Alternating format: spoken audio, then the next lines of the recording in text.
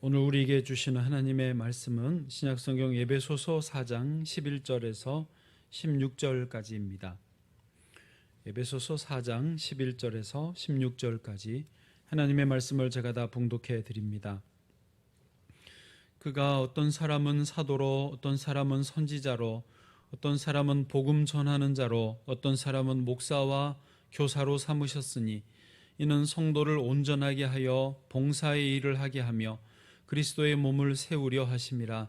우리가 다 하나님의 아들을 믿는 것과 아는 일에 하나가 되어 온전한 사람을 이루어 그리스도의 장성한 분량이 충만한 데까지 이르리니 이는 우리가 이제부터 어린아이가 되지 아니하여 사람의 속임수와 간사한 유혹에 빠져 온갖 교훈의 풍조에 밀려 요동하지 않게 하려 함이라. 오직 사랑 안에서 참된 것을 하여 범사에 그에게까지 자랄지라. 그는 머리니 곧 그리스도라. 그에게서 온 몸이 각 마디를 통하여 도움을 받음으로 연결되고 결합되어 각 지체의 분량대로 역사하여 그 몸을 자라게 하며 사랑 안에서 스스로 세우느니라. 아멘. 일본의 사과 중에서 아오모리현에서 나오는 기적의 사과가 유명합니다. 2013년에 영화로도 제작이 됐는데 실제 있었던 일입니다. 영화 포스터 보시면 조금 환상적으로 그려졌지만 현실은 엄청 고달팠고 실패의 연속이었는데 어쨌든 성공적으로 기적의 사과가 나와서 포스터는 저렇게 밝게 웃는 모습이네요. 기무라 아키노리 씨와 그의 아내이고 세 딸들 맞죠? 세 딸들 한 가족입니다. 6만 평 정도 되는 과수원을 아버지에게 물려받은 기무라 아키노리 씨가 처음에는 농약을 뿌리면서 일반적인 방식으로 사과를 재배했는데 아내가 농약에 너무 알러지가 심한 거예요. 그래서 아내에 대한 사랑 때문에 농약 없이 무농약 사과를 재배해 봐야 되겠다 하고 시도를 하고 그리고 성공을 하게 됩니다. 이 기적의 사과의 특징은 한 4가지가 있는데 예를 들면 첫째, 농약과 비료를 전혀 쓰지 않고 사과 열매를 맺는다는 것이죠. 그래서 비용이 거의 들지 않습니다. 두 번째는 자라는 동안 흑성병 같은 질병에 걸리기는 해요. 그렇지만은 사과나무 자체가 병을 치유를 하는, 이겨내는 그런 능력이 있다는 것이죠. 원래 자연 면역력이 병을 이기듯이 이 사과도 그렇다고 합니다. 세 번째로 이 사과 열매는 딴 다음에 몇 개월이 지나도 썩지가 않는다는 것이죠. 여러분 좀 조심스럽지만 추석 어간에 이런 사과나 배가 많이 출하됩니다. 그때가 대목이기 때문에 시기를 맞추기 위해서 많이 출하를 하는데 이게 자연 생물이기 때문에 공장처럼 임의로 찍어낼 수가 없잖아요. 그래서 그 과수원에서 쓰는 방식이 뭐냐면 성장 촉매제 같은 주사를 놔요. 제가 거짓말이 아닙니다. 제가 실제로 과수원에 가서 정확히 배에다가, 그러니까 배 알에 넣는 게 아니라 배가 나오는 그 가지 거기에 주사를 놔요. 그것도 일제더라고요. 그러면 아주 빠른 시간 안에 큰 배가 열리는 거예요. 그래서 그 조절을 하는 거, 한 2, 3주 전, 추석 2, 3주 전에 이거를 놓고 1주, 2주 전에 이게 출하를 하는 건데, 그래서 그런지 그때의 과일들은 먹어보시면 알겠지만 맛이 사실은 조금 뭔가 아쉽고, 그다음에 보관을 하면 금방 썩어버려요. 한 2주만 지나면 물러집니다. 그래서 빨리 드셔야 되는. 그러나 여기 이 기적의 사과는요, 자연스럽게 맺힌 거기 때문에 몇 개월이 지나도 썩지 않는다는 거죠. 그다음에 네 번째 특징은 기적의 사과는 맛이 너무 좋아서 한 입만 베어 먹어도 놀래는, 그 영혼이 소성케 되는 그런 맛이 최고로 좋은 것입니다. 그래서 가격이 아주 비싼, 그래서 재배하는 비용이 적게 들고 출하해서 판매할 때의 비용은 아주 많이 받는 그런 기적의 사과입니다. 이 김우라 씨가 자신의 과수원에서 무농약으로 사과를 재배하려고 했을 때 금방 성공한 게 아니었습니다. 몇 년 동안 이제 농약을 안 하니까 사과에 계속 벌레가 생기는 거예요. 그래서 출하해서 판매할 수 있는 게 거의 없었습니다. 그러다 보니까 통장에 잔고도 다 바닥나고 대출을 받아서 살고 나중엔 대출도 끊겼습니다. 처음에는 부부였는데 아까 사진 보신 것처럼 자녀들이 1명, 2명, 3명 입이 늘어가는데도 먹을 게 없어서 굶었어요. 부모가 자기는 굶어도 자식 굶는 거를 못 보는데 그 자식까지도 굶기면서 그 몇 년의 시간들을 지난 거예요. 실패의 연속이었어요. 너무 안 되니까 그 부모님도, 과수원을 물려주신 부모님도 야 그거 안 되는 거야, 빨리 포기해, 농약 필요 없이 어떻게 사과를 재배한다는 말이냐, 그러고 종용을 했어요. 오직 자기 아내하고 장인어른만 지금 어렵지만 그래도 방법이 맞으니, 방향이 맞으니 될 거야 하고 격려를 해줬다고 합니다. 그래도 김우라 씨가 도저히 안 되니까 어느 날은 숲에 사과나무에 그 줄을 매달고 못 매달아 자살하려고 시도를 했습니다. 다행히 줄이 끊어졌는지 나뭇가지가 부러졌는지 떨어져 가지고 못 죽고 살아남았어요. 그렇게 한 해 두 해를 넘겨서 거의 10년 가까이 되었을 때에 드디어 그 벌레만 먹고 나중에 잎도 안 피던 사과나무에서 사과꽃이 피기 시작하는 거예요. 그리고 열매가 맺히고 말하는, 아까 말씀드린 모두가 부러워하는 아주 비싼 값에 파는 기적의 사과가 맺히게 되었고 지금은 호텔에만 납품한다라고 합니다. 한국에서 시골에 목회하시는 목사님 이야기 들어보니까 자기 동네에서 그 농부들이, 교인들이 유기농 쌀 농사를 시도를 했대요. 그래서 어떻게 됐냐고, 저 같아도 그런 거 먹고 싶잖아요. 농약 안 친 거 말이죠. 그랬더니 2, 3년 했는데 포기했대요. 그러면서 하는 말씀이 뭐냐면 농부들이 그 2, 3년, 4, 5년을 못 견딘대요. 예, 수확이 확 떨어지고 제대로 곡식이 안 맺힌다라는 거죠. 그러니 돈도 안 되지, 그 시간 견디기가 어렵죠. 또 앞으로 이게 정말 될런지 보장이 없죠. 그러니까 하다가 다시 다 비료 치고 농약 쳐서 그런 쌀을 낸다는 거예요. 이게 참 저도 안 믿고 싶은데 시중에 나와 있는 유기농 농산물, 조금 더 비싼 그게 정말로 전혀 무농약이냐? 그거는 모른대요. 예, 우리 장로님이 농사를 지으신 분이거든요. 정감모 장로님 지금 이러시는. 나는 뭐 장로님도 저도 아무 말 안 했어요. 그냥 정말 그러냐 저는 질문만 했고 장로님은 고개만 좌우로 흔들으셨을 뿐입니다. 이게 그렇게 어려운 일이라는 거죠. 그만큼.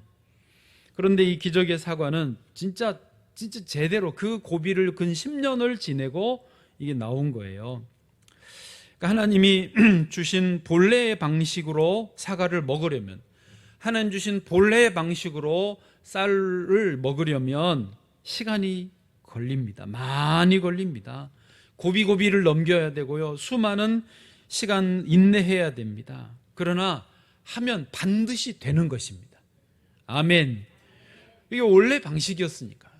언제 비료 있었습니까? 옛날에 농약이 있었습니까? 그러나 하나님이 원래 주신 자연의 면역 능력으로 병을 이기고 열매를 맺혔던 것이죠.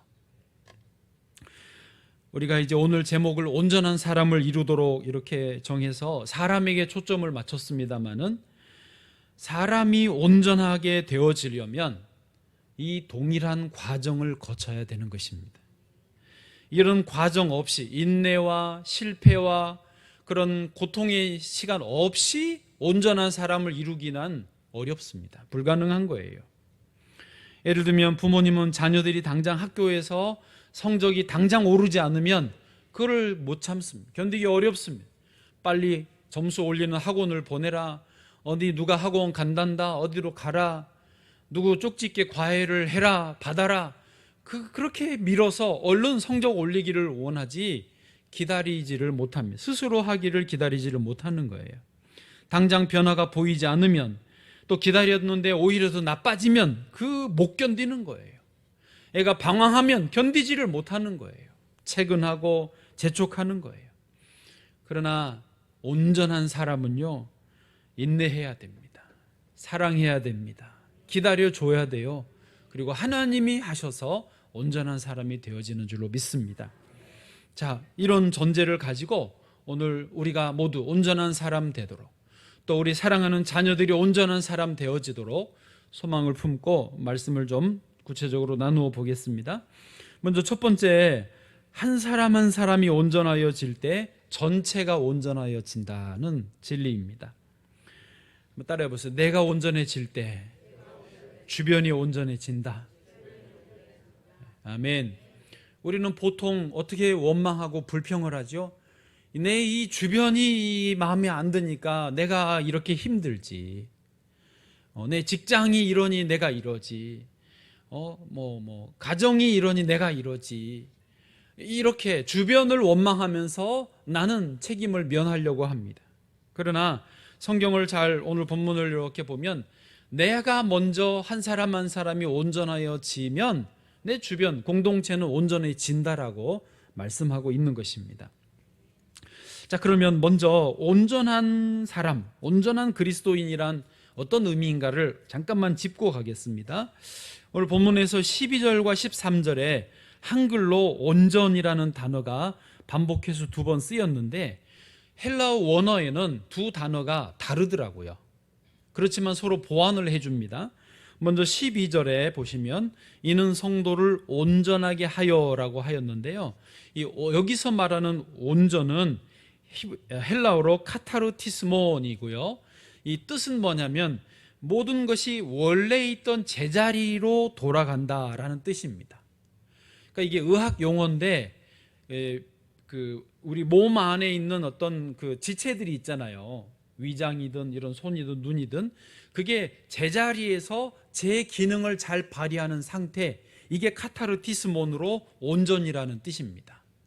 그러니까 12절을 다시 눈으로만 보시면 모든 성도를 온전하게 하여, 즉 교회를 기준으로 각각 목사는 목사, 교사는 교사, 구역장, 권사는 권사대로 자기의 위치에 잘 자리 잡고 역할을 감당하면 몸인 교회 전체가 건강하게 되어진다는 그런 뜻입니다.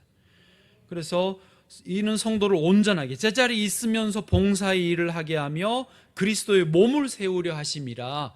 이렇게 12절이 어렵지 않게 이해가 되시겠죠.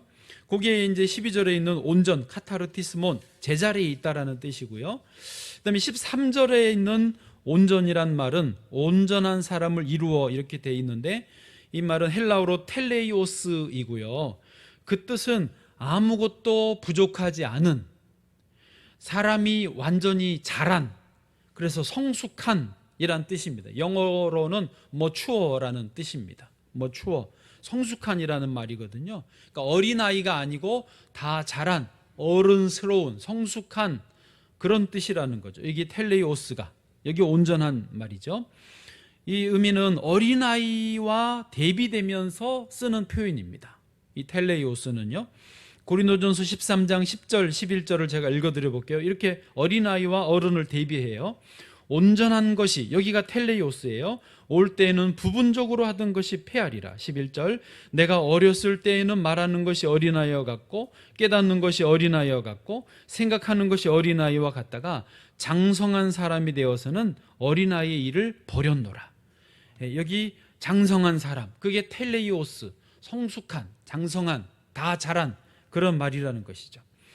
그러니까 이제 12절과 13절을 연결해서 이해해 보면 각각이 있는 제자리에 잘 자리하고 있으면서 제 역할을 발휘하고, 그러면서 13절에 다 자란 어른처럼 성장하고 성숙한 상태가 되어지는 것, 그거를 이제 합쳐서 여기서 말하는 온전한 사람이라고 우리가 보는 것입니다. 저와 여러분이 그런 온전한 사람 되어지기를 축복합니다. 이렇게 온전한 사람이, 여기 성경적 의미로 온전한 사람이 되면 세상의 어떤 유혹에도 넘어가지 않습니다. 우리가 세상에 살고 있지만 유혹이 많지 않습니까? 넘어가지 않아요. 이단 사이비도 많지 않습니까? 영적으로 혼란에 빠지지 않습니다. 오히려 든든히 서서 이미 어른이니까, 영적으로 성숙한 어른이니까 이런저런 미혹에 빠지지 않을 뿐더러 오히려 흔들리는 사람들을 붙잡아주고 믿음의 길을 갈 수 있도록 도와주는 역할을 한다라는 것이죠. 이게 이제 오늘 본문에서 13절, 14절이 그 의미로 표현되어 있습니다. 13절, 14절 연결해서 읽어보겠습니다. 시작. 우리가 다 하나님의 아들을 믿는 것과 아는 일에 하나가 되어 온전한 사람을 이루어 그리스도의 장성한 분량이 충만한 데까지 이르리니 14절요. 이는 우리가 이제부터 어린아이가 되지 아니하여 사람의 속임수와 간사한 유혹에 빠져 온갖 교훈의 풍조에 밀려 요동하지 않게 하려 함이라. 아멘. 저는 우리 모든 성도님들이, 또 우리 모든 청년들이, 또 우리 사랑하는 다음 세대 어린이 청소년이 이와 같이 온전한 사람으로 든든히 세워지기를 간절히 소망합니다. 이게 우리의 소원이에요. 그래서 이 세상에서 막 코로나가 오든 무슨 전쟁이 나든, 아니 코로나 어떤 할아버지가 오든 간에 믿음을 지키고 유혹에 빠지지 않고 오히려 흔들리는 사람들을 붙잡아주는 그런 든든히 서 있는 상태가 되어지기를 원하는 거예요. 이제는 그래야 살아요. 얼마나 유혹이 많은지 몰라요. 이게 우리의 욕심이 아닙니다. 과연 우리가 그렇게 될까요?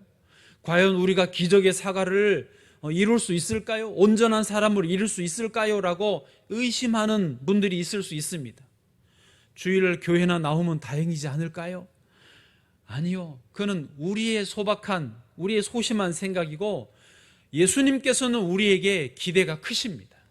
예수님께서는 우리에게 너희는 세상의 소금이라고 선포하셨어요.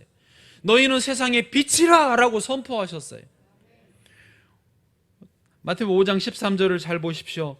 너희는 세상의 소금과 같다가 아니고 소금이다.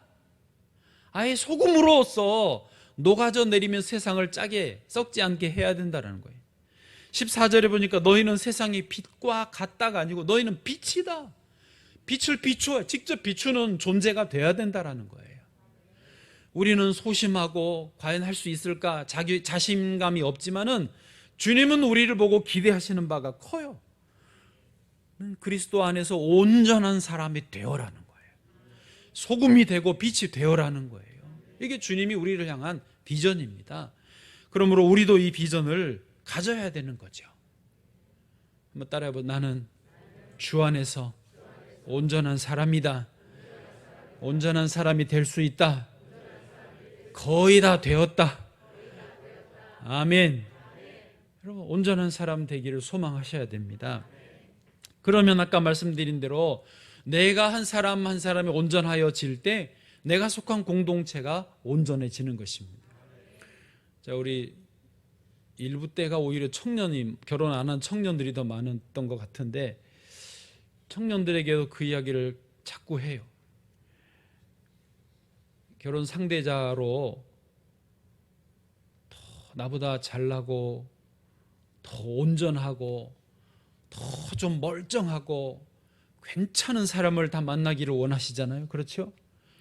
어느 사람이 나보다 부실하고 한심하고 두심하고 변변치 않고 똑바로 서지도 못하는 그런 사람 만나서 가정을 이루고 싶어하는 사람은 아무도 없어요.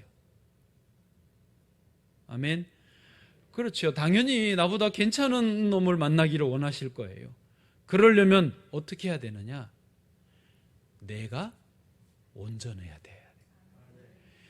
내가 온전하지 않은데 온전한 사람이 내 눈에 보이지가 않습니다. 알아보지를 못해요. 또 나는 온전하지 못하는데 상대방이 온전하다. 그 사람이 내가 양에 찰 리가 없어요. 내가 온전해져요. 그래서 내 수준만큼 상대를 만나는 거예요. 서로 눈이 맞는다라는 게 그게 뭐예요? 눈이 맞았다는 그냥 번쩍하고 갑돌이와 갑순이 번개 튀었다 그런 의미보다는 서로 수준이 맞는다라는 말이 있어요. 그래서 내가 더 괜찮은 사람, 온전한 사람 만나기 원하시다면 내가 주 안에서 온전하기에 힘써야 돼요. 내 약점이 뭔가, 내가 어떤 안 좋은 습관이 있나, 내가 어디에 자꾸 치우쳤나 그러면서 주님 안에서 온전하려고 애쓰다 보면 어느새 진짜 내 볼 때 괜찮은 사람이 내게 와 있어요. 왜? 내가 괜찮으니까. 그렇게 가야 되는 것이죠. 그런데 이미 가정을 이루신 분들은 어떡합니까? 남편이나 아내를 원망하지 마십시오. 자녀나 부모를 원망하지 마십시오. 이미 되어진 거 어떡하겠습니까? 물릴 수 없다면 최소한 자녀들에게 잔소리하지 말고 그저 내가 주 안에서 온전하게 힘쓰십시오. 부족하지만 온전하려고 하다 보면 어느새 내 주변이 온전해져 있습니다. 부족하면 내가 감당하면 되는 거예요. 나도 부족하지만 저 사람이 자꾸 저런 실수를 하는구나. 애들이 자꾸 이런 약함이 있구나. 그러면 내가 온전함에 있으면서 감당하는 거예요. 내가 치우면 되지. 내가 이렇게 참으면 되지. 내가 품어내야지. 그러면서 감당하고 그리고 그 힘든 거는 주님께 와서 풀어내는 거예요. 그러면요 점점 어느새 가정도 주 안에서 복된 가정이 되어질 줄로 믿습니다. 자녀들도 몰라보게 정말 기적의 사과와 같은 온전한 사람이 되어갈 줄로 믿습니다. 구역을 가면 성교회를 가면 혹시 마음에 안 드십니까? 그러지 마세요. 공동체를 탓하지 말고 내가 온전하자. 내가 기여를 하자. 내가 섬기고 내가 보완을 해서 채우자. 그러면요 구역이 너무 좋고 선교회가 너무 좋아지는 거예요. 찬양대 오늘따라 너무 잘하는 것 같아요. 아까 정말 죄송해요. 인간적으로 왜 이렇게 잘하는 거야? 왜 이렇게가 들어오더라고요. 오늘 참 좋았어요. 그러고 보니까 대장님이 오셨어요. 네. 대장님이 그동안 안 계셨다고 뭐라 그러는 게 아니고 콕 집어서 이렇게 또 말하면서 또 오늘 참 좋았습니다. 찬양대가 좋은 이유는 뭐예요? 내가 좋으니까. 찬양대가 좋아서 내가 좋다기보다 내가 기여하는 것이 맞다는 것이죠. 할렐루야. 다 그렇게 내 주변을 살리는 저와 여러분 되기를 축복합니다. 두 번째로 그리스도에게 연결될 때 온전하여 진다는 것입니다. 우리가 이제 내가 온전해지자라고 먼저 말을 했다면 첫 번째, 그럼 어떻게가 나오지 않겠습니까? 어떻게 우리가 온전해질 수 있겠는가 하는 것인데 그리스도에게 연결될 때 내가 온전해진다라는 거예요. 어떤 분은 특별히 자아가 강한 분들이 그런 우울을 범하는데요. 교회 안에서든 밖에서든 자기 인생에서 실수를 굉장히 힘들어합니다. 실수를 안 하려고 하고 실수 한 번 한 거를 못 견뎌 하는 분들이 좀 있습니다. 체질적으로. 어떤 분들은 좀 성격이 덜렁덜렁하고 그냥 너플너플해서 넘어져도 헤이 그러고 웃고 넘어가는 분도 있지만 안 그런 분들은 좀 힘들어요. 내가 다른 사람들에게 이런 모습을 보인 거를 굉장히 못 참아해요. 또 죄를 한번 지었다 그러면 신앙생활 전체가 무너지는 느낌을 갖습니다. 나는 안 되겠다. 그리고 교회 안 다니기도 하고 신앙을 포기하기도 합니다. 그런데 내 자신은 이렇게 한심한데 주변을 돌아보면 교회도 안 다니고 자기 마음대로 사는데 보니까 성품도 좋고 돈도 잘 벌고 봉사도 많이 해. 그러면 나는 자괴감이 드는 거죠. 난 열심히 믿음 생활하고 온전해져 보려고 하는데 실수하고 넘어지고, 저 사람은 교회도 안 다니는데 오히려 나보다 더 밝고 성품도 좋고 잘 나간단 말이에요. 난 아무리 노력해도 안 되고 진전이 없고. 뭐가 문제죠? 뭐가 문제죠? 길을 잘못 들어선 거예요. 무슨 길이냐? 내가 내 스스로를 발전시키려고 하기 때문에 길을 잘못 들어선 거예요. 나를 성장시키고 나를 온전케 할 수 있는 참된 길은 따로 있습니다. 예수 그리스도이죠. 요한복음 14장 6절 예수님이 직접 말씀하셨어요. 예수께서 이르시되 내가 곧 길이요 진리요 생명이니 나로 말미암지 않고는 아버지께로 올 자가 없다라고 하셨어요. 그래서 우리가 온전하여 지려면, 성장하고 성숙하여 지려면, 기적의 사과를 맺히려면 그리스도에게로 나아가야 되고요. 그리스도에게 연결이 돼야 됩니다.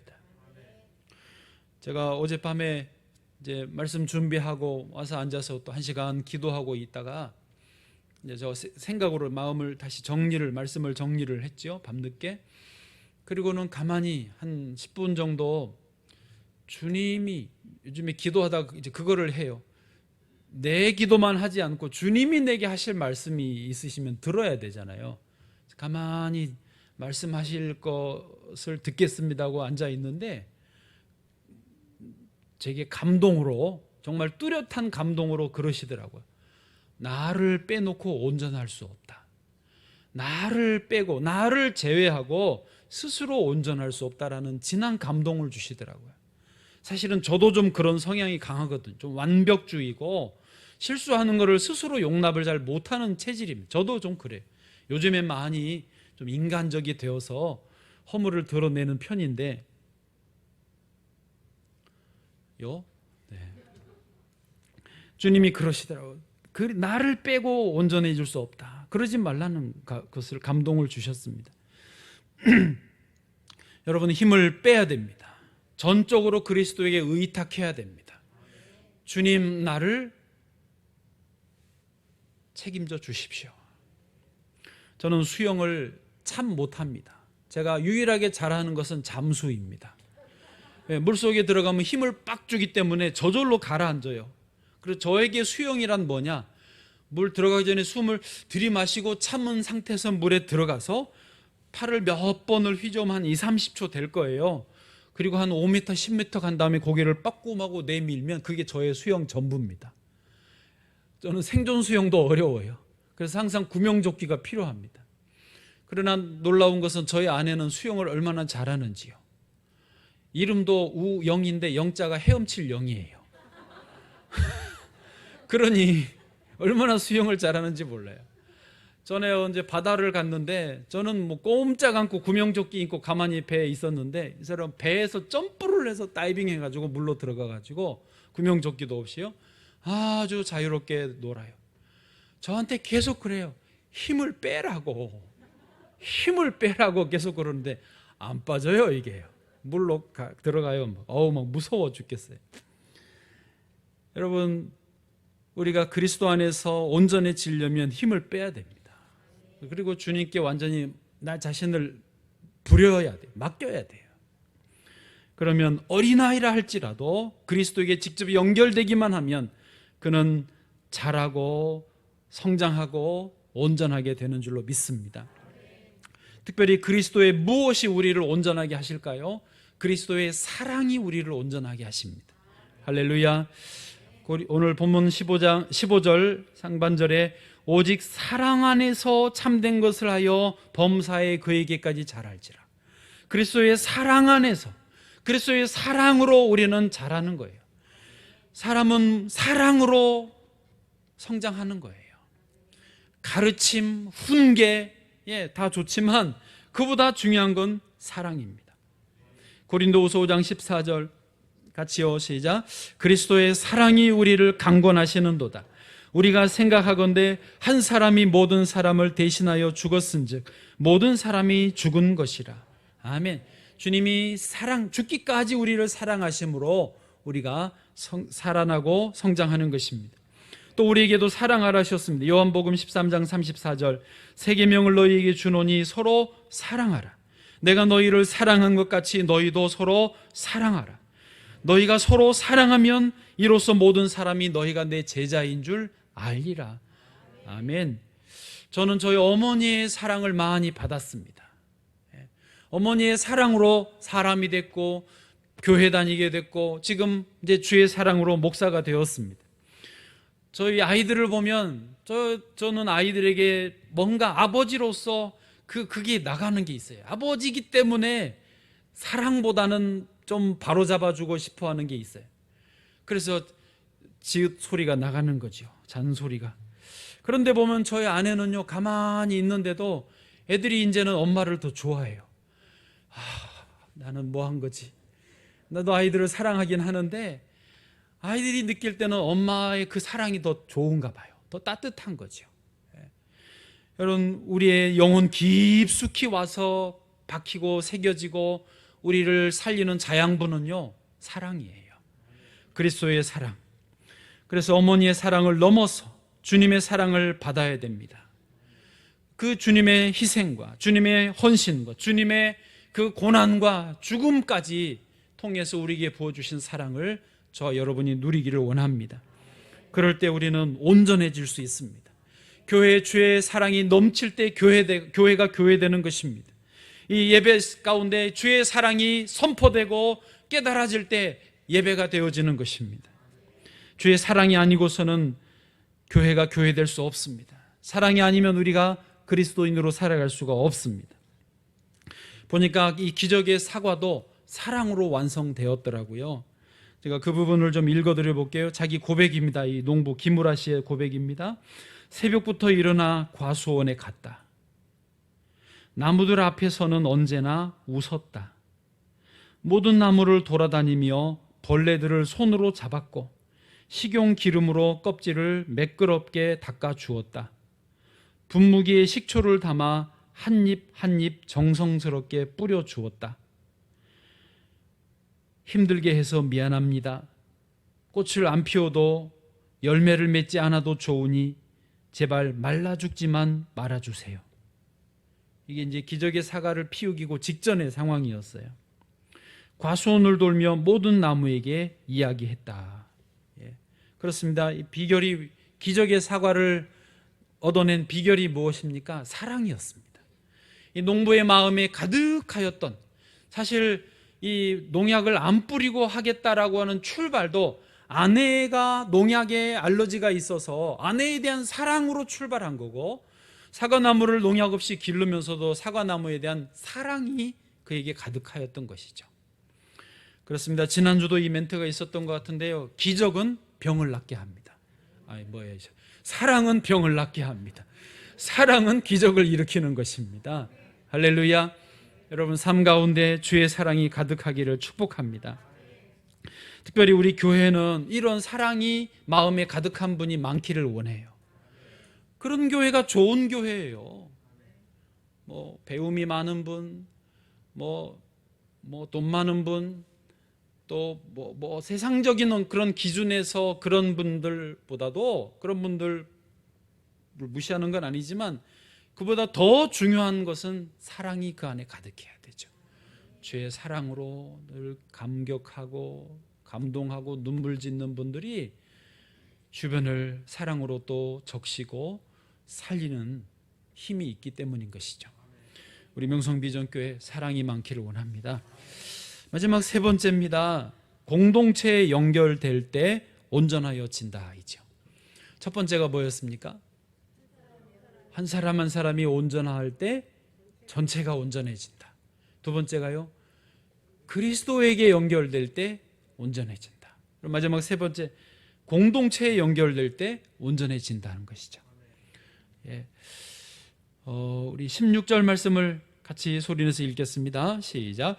그에게서 온몸이 각 마디를 통하여 도움을 받음으로 연결되고 결합되어 각 지체의 분량대로 역사하여 그 몸을 자라게 하며 사랑 안에서 스스로 세우느니라. 아멘. 자, 잘 보시면 기본적으로 16절의 맨 시작은 그에게서, 그러니까 두 번째였던 그리스도에게 연결되어져야 성장한다라는, 온전해진다라는 말이고요. 그런데 그리스도에게로 다 모든 지체가 연결이 되어 있지만 또 지체들 간에 서로가 연결돼야 되는 거예요. 뒤에 보시면 연결되고 결합돼 각 지체의 분량대로 역사하여, 그러면서 서로도 연결돼야 돼요. 제가 제 이 신체, 인간 신체의 그 구조를 다는 모르는데, 제가 아는 상식으로는 몸 안에 있는 위장이고 심장이고 간장이고 대장, 소장, 저 발가락 끝까지 뇌와 다 직접 연결이 되어 있을 것입니다. 여기 손은 신장을 통과해서 신호를 받고 그런 게 없을 거예요. 다 모든 기관은, 모든 지체는요, 뇌로부터 직접 신호를 받을 거예요. 맞죠?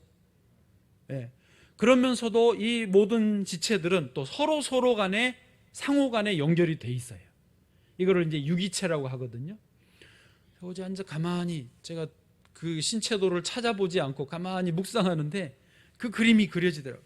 뇌로부터 모든 게 연결이 직결되어 있고, 그러면서 동시에 서로도 상호간에 유기적으로 연결이 되어 있다는 것이죠.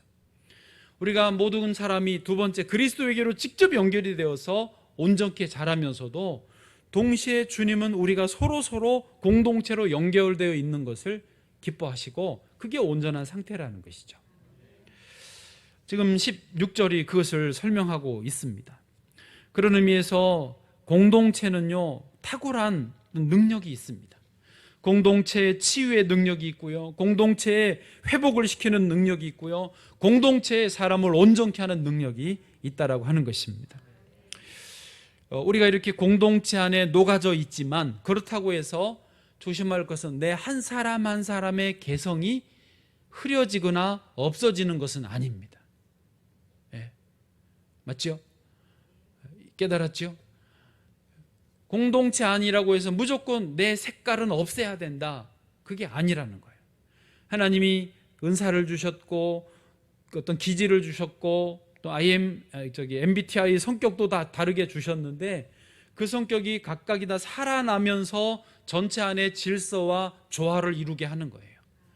그 질서와 조화가 아름다워진다라는 것이죠. 그래서 어떤 목사님은 교회를 개척하면서 아예 이름을 모자이크 교회라고 지었어요. 모자이크 교회라고. 전에 우리 예전에 은진교회에 있던 어떤 분이 개척한 교회가 모자이크 교회 아니었어요? 김 무슨 목사님. 네? 네, 그분이 모자이크 교회 맞아요? 그건 몰라요?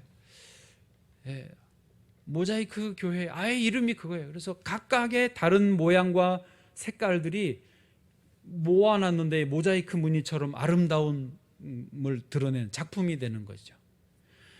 교회도 그렇습니다. 16절에 각 지체의 분량대로 역사하여 그 몸을 자라게 하며라고 돼 있듯이, 각 지체는 교회 각각 구성원을 말합니다. 몸으로 말하면 눈, 귀, 코, 입, 심장, 위장, 폐, 어깨, 허리, 다리, 발가락까지, 그리고 다 각각이 제 역할을 감당할 때 몸 전체가 온전하고 사랑 안에서 스스로 세운다라고 하는 것이죠. 여러분, 우리 각자에게 주신 은사대로 역할을 감당하시기를 바랍니다. 피아노는 피아노, 키보드는 키보드, 지휘는 지휘, 성가대도 파트는 솔로레, 프라노, 엘토, 테너, 베이스가 다 다르듯이, 메조, 소프라노, 하이, 테너 다 있듯이 그 속에서 화음과 조화를 이루는 아름다운 소리를 내는 것이죠. 그래서 교회는요, 유기체입니다. 조직체가 아닙니다. 조직체는 회사, 군대, 학교 이런 게 조직체예요. 그런 데서는 쓸모없는 지체는 어떡하지요? 잘라내버립니다. 인원 감축, 재고 정리해가 잘라내버려요. 영화 카트라는 게 있었습니다. 카트가 뭔지 아시죠? 카트 뭐예요? 요거라 그러더라고요. 영화, 요게 제목이 카트인데, 그 마트에서 일하는 비정규직 분들이 자꾸 부당 해고를 당하니까 조합을 만들어 가지고 데모하는 그런 영화 내용입니다. 거기서 대사 중에 유명한 대사가 이거예요. 회사가 잘 되면 나도 잘 될 줄 알았어요. 그게 뭐였어요? 착각이었어요. 조직체에서는 그럴 수 없어요. 회사가 잘 되면 내가 잘 된다. 그거는 조직체에서는 그럴 수가 없어요. 이용해 먹는 거예요. 월급 주고. 그리고 필요 없어지면 얼마든지 잘라내는 게 조직체예요. 그러나 교회는, 유기체는 그럴 수 없어요. 가정도 유기체인데 아무리 자녀가 힘들게 하고 속을 썩여도 잘라낼 수 있습니까? 교회에 저분만 없으면 우리 교회 조용할 것 같아, 저분만 없으면 좀 편안하게 예배드릴 것 같아, 저분만 없으면 성교회가 편안할 것 같아, 그 생각 자체가 잘못된 생각이에요. 조직체에 대한 생각이에요. 그럴수록 그분이 힘들다는 거죠. 그럴수록 그분에게 사랑이 필요하다는 거예요. 그럴수록 그분을 품어 안고 사랑하고 이해하고 기다려줘야 된다는 것이죠. 그게 기적의 사과를 만드는 비결 아니겠습니까? 가정에서도 더 약할수록 부모님의 마음은 그 아이에게 더 가는 것이죠. 교회에서도 약한 성도에게 목사의 마음은 더 가더라고요. 그 어쩔 수 없더라고요. 더 기도가 되고 더 전화하게 되고 더 신경 쓰게 되고 다른 분들하고 잘 지내는지 관심을 가질 수밖에 없습니다. 왜요? 유기체니까, 몸이니까요. 사단은, 세상은 끊임없이 이 유기적 연합체인 교회를 깨트리려고 합니다. 아름다운 가정을 깨트리려고 합니다. 얼마나 이게 무서운지 몰라요. 그래서 우리가 온전한 사람을 이루어야 된다는 것이죠. 그런 의미에서 이제 이게 우리 교회가 공동체로서 생태계가 온전히 복원되기를 원합니다. 어제 교사 세미나를 하면서 저는 정말 좋았어요. 교사들은 어쨌는지는 모르겠어요. 다 말은 안 하니까. 그렇지만 좋았으리라고 믿습니다. 하면서요, 소망이 계속 생기는 거예요. 교사들 팀워크를 다시 새롭게 하고 이런 어떤 건강한 생태계를 만들고 이 안에서 또 건강한 기적의 사과를, 온전한 사람이 다음 세대에서 일어나기를 소망하게 되었습니다. 할렐루야. 그렇게 될 줄로 믿습니다. 거기에 시간이 걸려요. 인내해야 돼요. 실패가 있을 거예요. 그러나 이게 방향이 맞다면 결국은 그렇게 될 때가 오는 것입니다. 안 되는 거를 하는 게 아니에요. 견뎌내야 되는 거죠. 기다려줘야 되는 것이죠. 그 기적의 사과에서 이렇게 고백했습니다. 철저하게 자연의 생태를 복원하자 기적이 일어났다. 잡초를 제거하지 않았다. 뿌리가 깊이 내려가서 풍부한 유기질을 확보하게 되었다. 땅이 자연 상태로 변하면서 꽃잎이 2개, 7개씩 피어났고 10년간 천천히 늘어나면서 이제는 나무에 수많은 사과가 열린다. 이렇게 자연 농법으로 재배하면 썩지 않고 마르기만 한다. 열매가요, 썩지 않고 수분만 빠져나가는, 단지 수분만 빠져나가기 때문이다. 제가 뒤에 한마디 딱 덧붙였어요. 에덴 동산이 이랬을 것 같다. 아멘이십니까? 에덴 동산이 이랬을 것 같다. 하나님의 형상대로 지음받은 사람들이 그 에덴 동산의 열매들은 이랬을 거예요. 교회가 최소한 이래야 되지 않겠습니까? 저는 우리 교회가 기적의 교회 되기를 소망합니다. 우리 모든 성도님들이, 우리 청년들이, 우리 다음 세대 자녀들이 기적의 사람들 되기를 소망합니다. 그 모습을 실제로 볼 수 있기를 원합니다.